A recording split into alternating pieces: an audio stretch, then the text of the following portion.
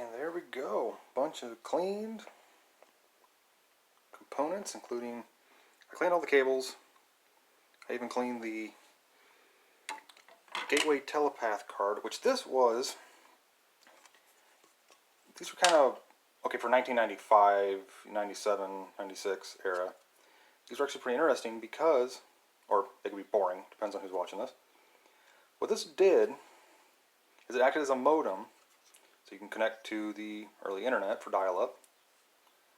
But also, you had a line in and line out.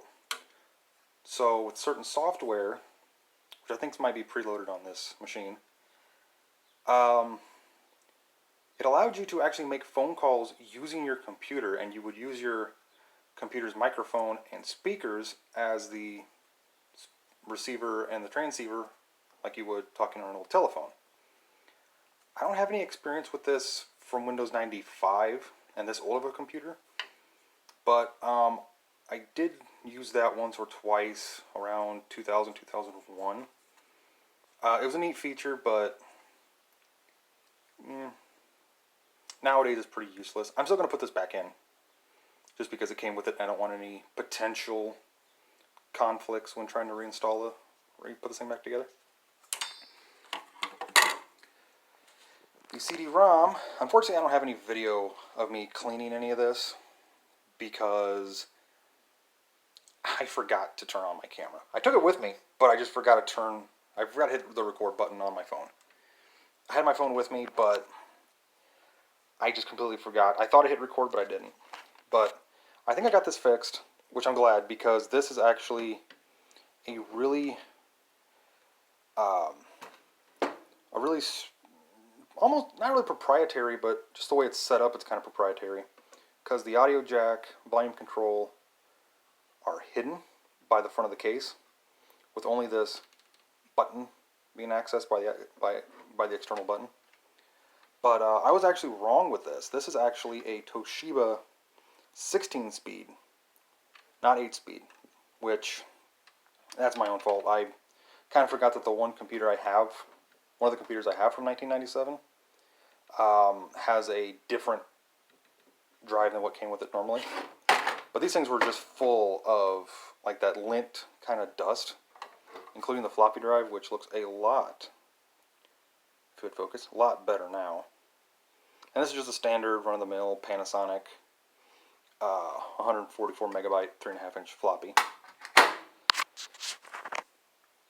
We have the venerable Intel Pentium with MMX. Focus.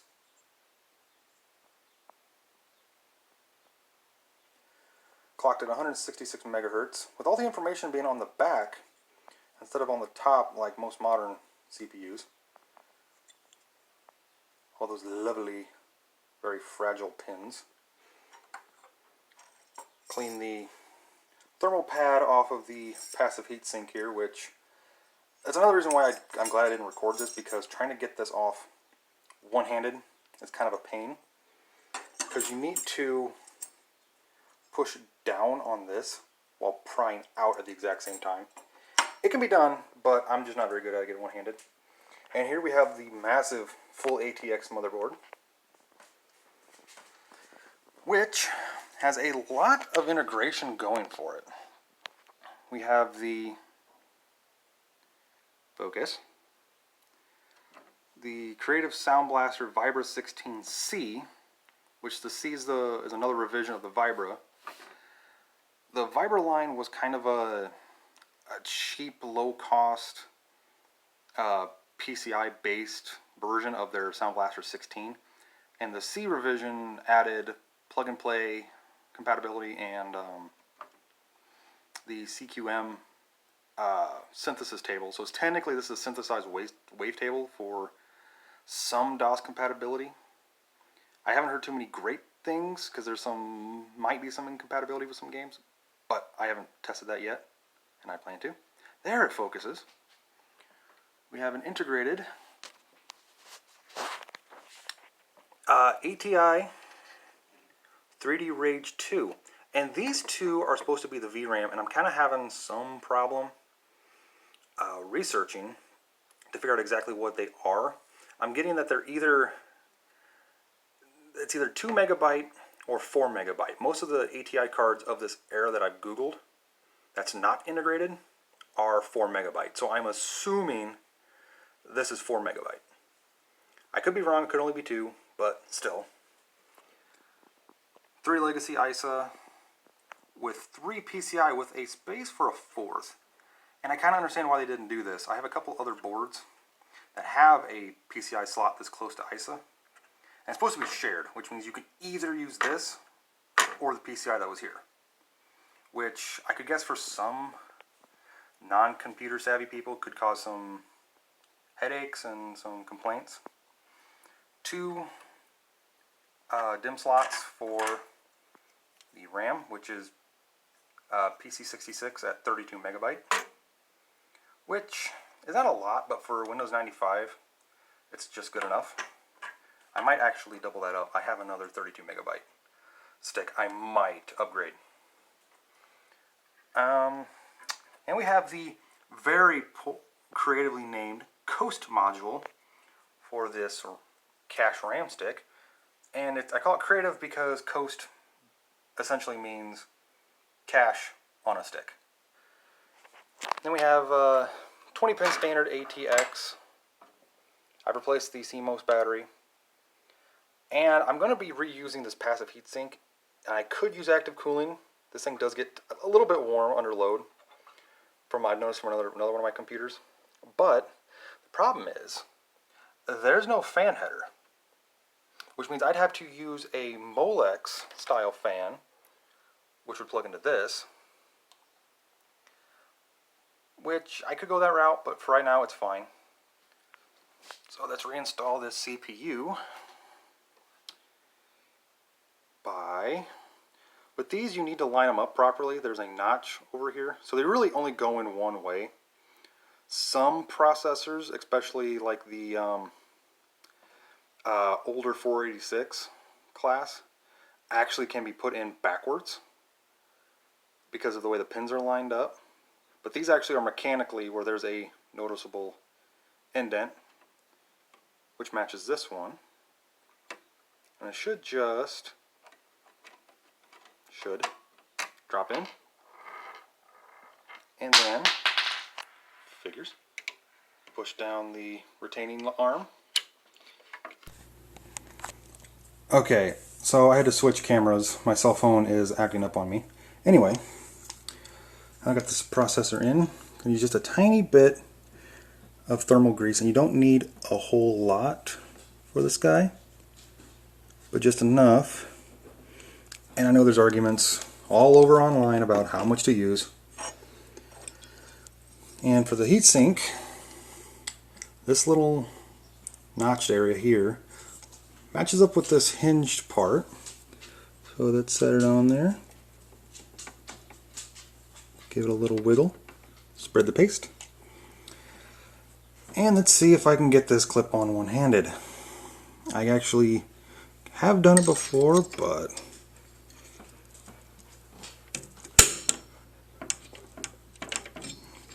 give it a little wiggle. Okay. Now let's get the rest of this put back together and see if it still works. First thing, we're going to install the hard drive back into its cage.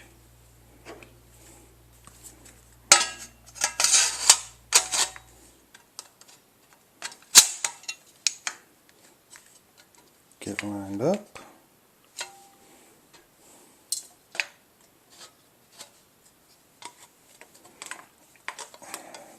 Trying to do this one-handed. There we go.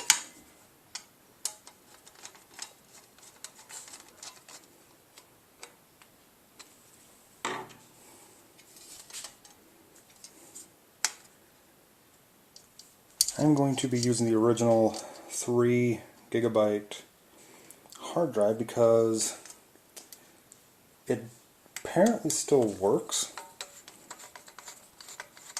I didn't hear any unusual sounds when I was I powered it up originally. Mainly because of the fact that it just, if it works, I want to use it. The last thing I want to try and do is use well, I could use a modern hard drive, but the only problem with that is you have to, because certain operating systems can only see a hard drive of a certain size. So like DOS, the original, just generic version of DOS, no mods or patches or nothing, can only see like, I believe it's a 2 gigabyte, I believe. Okay, so we're going to reinstall the hard drive cage. And I know this probably shouldn't be the first thing I reinstall. I know it's probably going to bite me in the butt in a few minutes as soon as I go to put the motherboard back in, but it will make me feel just a little bit better.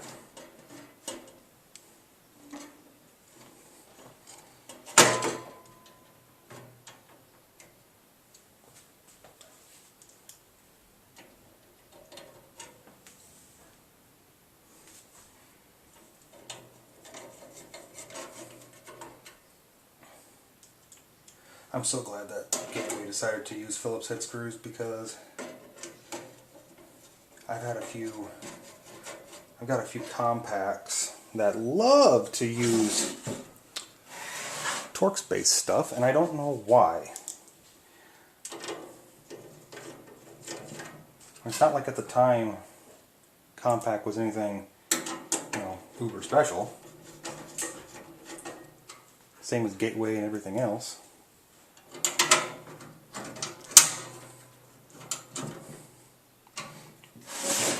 Alright, let's install this massive hard drive, or massive motherboard. Make sure I get it in there properly, lined up with the I/O panel. And hey, look at that. Grab the screws.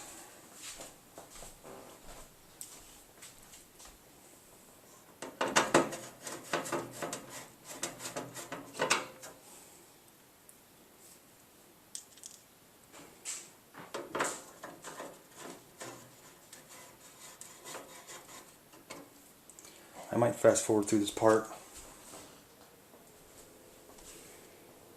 In fact, I might just do that. If I can figure out my editing software. I know this is going to be my first video, so it's going to take me... Edit that out. This is going to be my first video, so I'm not sure how exactly my editing software is going to work, because I've never actually edited or posted a video before. So this might actually turn out like crap.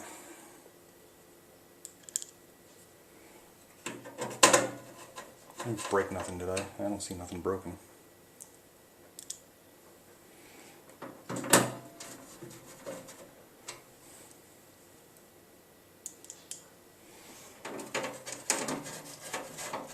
Alright, and all these screws are back in place. Let's grab the power supply and get that reinstalled. I'm really glad that the power supply turned out to be good, because I do not want to try and track one of these style down.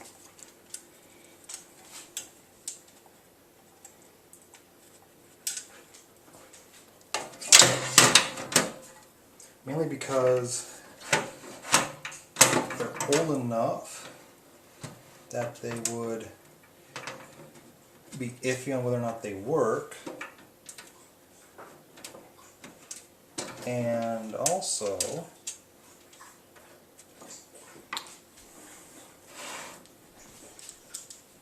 that they'd probably be expensive if they did work. And that's the problem with restoring vintage computers, is some parts are pretty reasonable actually. Like the RAM and stuff can be pretty manageable cost-wise.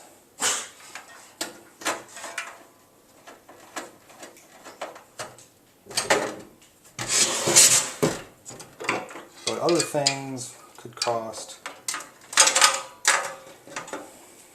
quite a bit of money. That's just the way that it goes. Reinstall this. Even though I'm never going to use it, I just don't want to have any major driver conflicts or hardware conflicts or anything. So yeah, the only cooling in this entire thing is this fan, which I find just hilarious. Let's install the one stick of 32 megabyte RAM. Reinstall the cache module.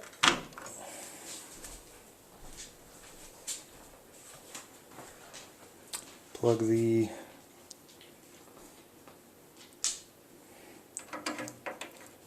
modem connector back in. That is right? Replug. Yep, that's right. Middle one. Replug that in. Plug the main power in.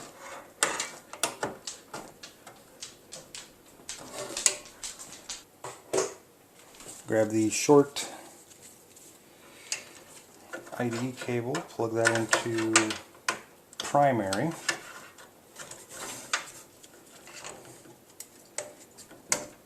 And technically this thing would boot as it is, but it would give me some errors with it being no cd-rom or floppy. Speaking of which, let's get that reinstalled.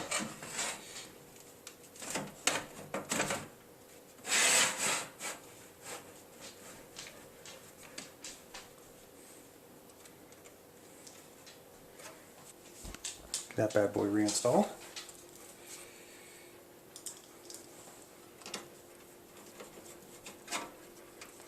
My trusty Phillips screwdriver.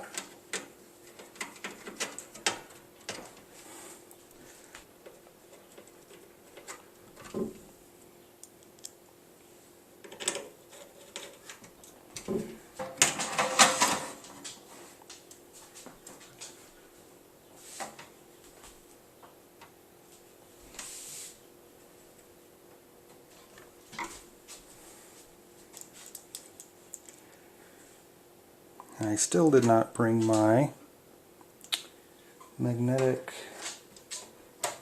because yeah, these screwdrivers are magnetic, but I've got a really good set at the shop.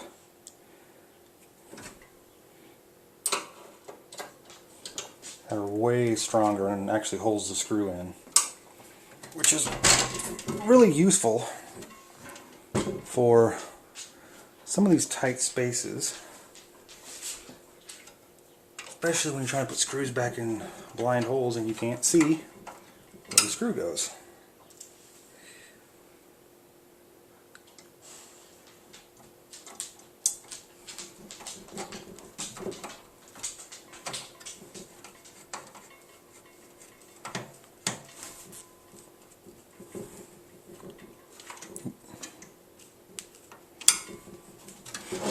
Now for some cabling. Floppy cable. Goes way down here.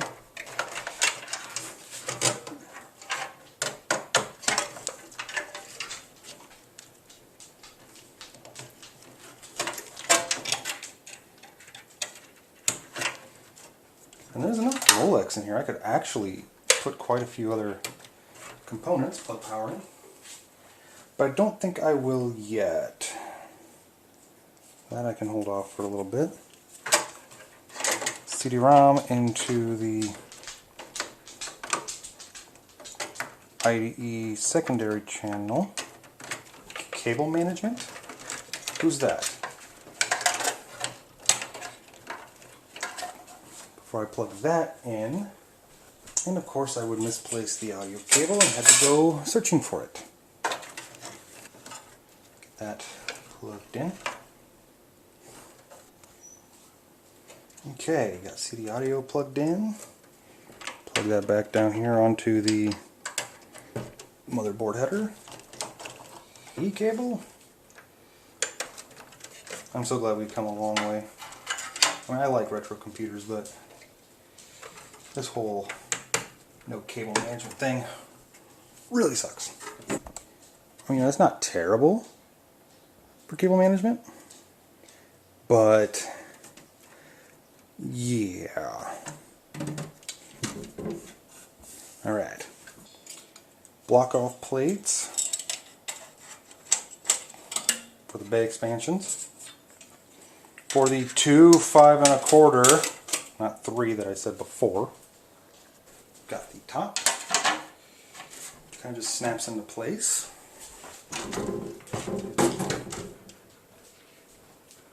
Got the side panel here. There we go. Get the. That's not very screw. These are the right screws. Okay. Thank you, Gateway, for your genericness.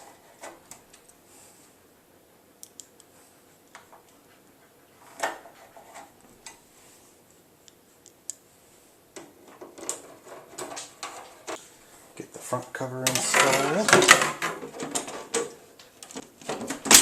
There we go. Time for the front panel piece. Absurdly heavy side panel, which has like no business being this. This has put thumb screws in, which I like thumb screws, even though they kind of give it a goofy look from the back. Who's going to see the back? Oh, there we go. A restored Gateway2000 P5-166. So, I'm going to go get some stuff and we're going to make sure it works. Okay, so change of plans. I'm not going to show this thing working yet. I'm going to make a part 2 of me restoring the software on this thing. The CD-ROM drive is still acting up. It's still opening and closing. Well, not really by itself, but as soon as you hit the button to open it to insert a disk, it just keeps opening and closing, and it won't stop. So there's something electronically wrong with that CD drive, so I'm going to have to see if I can source a different one, or see if there's a way to get a different one modified enough to work in this thing. Or just install a whole different one into the expansion cover and hope it works from there. So until then, this thing is